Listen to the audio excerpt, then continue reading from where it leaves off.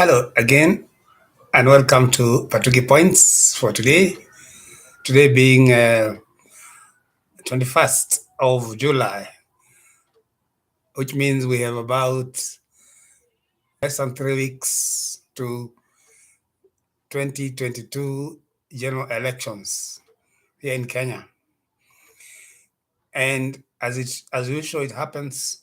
There's always noise, always hula baloo, always push, pull, particularly from opposing sides and their followers. People become enemies, neighbors, even family members who they were always friendly, always together, always good neighbors. They become instant enemies just because you are supporting different sides. So it's 3 weeks to elections, and each side, particularly the leading two horses, as they say, each claim victory, or they're claiming victory. And it goes to a crescendo and big big bang when it happens and when when the winner is eventually announced. So there'll be celebrations, but for some people, disappointments, celebrations and disappointments. And this time round, we hope and believe whoever loses will accept defeat. It's one way protesting peacefully, and there's another way, it's a different way protesting noisily and demonstrating and bringing chaos like it has always been happening and eventually led to the handshake. But then, between you and I, if you don't, we don't belong to the opposing sides, how are we going to behave the day after the announcement, or the day of the announcement of the winner? How are we going to behave? Are we still going to be friends? Or is this enmity that's been going on in the build-up because you belong to the other side and I belong to the other side? Will this enmity blow up? Are we going to fight as we have been fighting? Are we going to be able to agree to disagree? So what happens? Will Kenya still be there after elections? It has always survived. We have always been there, even after the elections. And eventually people realize they are together, they are one people, and there has to be a winner. Handshake or no handshake, there has to be a winner. And this winner, according to the law, is the one who takes government. And we who oppose, who will be on the other side, we have nothing to do but accept and follow. So whether it is the bottom up, whether it is as a Zimio people, or whether it is Wajakoya, or whether it is the other person, there must be a winner, and that winner will be declared on the day of the election.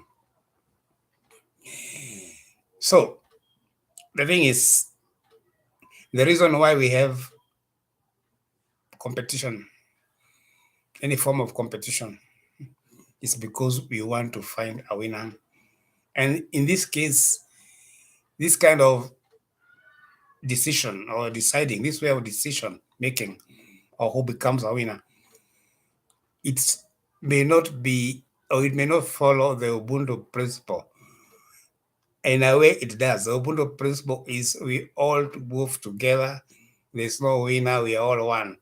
But then again, when there is no winner, it means we all win. But somebody has to lead, somebody has to show direction, and they have to be order. And therefore, that's why we have to have one person or one set of people or one party leading the rest of the country, so that there can be order and there can be a streamlining of everything, putting them together. And therefore, we have to wait, because Kenya will not change immediately after election. We have to continue with our problem, mashida zetu, maybe for the 100 days that they've talked about. Each of them have promised change in 100 days. And at the end of these 100 days is slightly over 3 months. These 100 days, we will have judged. But then we are told you sleep. Or they say, what do they say? They say the bed, you make your bed and you sleep on it. Meaning the way you make your bed. I don't remember the exact proverb, but it's something to do about the way you make your bed, you have to sleep on it. If you made it badly, utalala hivyo hivyo. You said Kiswahili. Yeah, so if we elect, if we do, if we elect, we elect bad government, or if we elect bad leaders, that's the people we deserve because we went to the polls and selected them. But then again, it's better to have such leaders than to have no leaders. So, and most of the time we have bad leaders because most of us stay away and don't take part in the election. So Kenya will still remain the same. Your enemy, the person who you view him as enemy right now because he's opposing your party, he'll still with you. He'll still be with you for the next 5 years. So you better start making friends. That leader who you so vehemently hate may be your next president. So start preparing yourself to live with him or with them for the next 5 years because Kenya is one and Kenya is bigger than anybody. And we have to be there. We have to remain there until forever. And every 5 years, you have a chance to do this. This is your chance. Go out and vote. And that is my Patugi point for today. Thank you and God bless.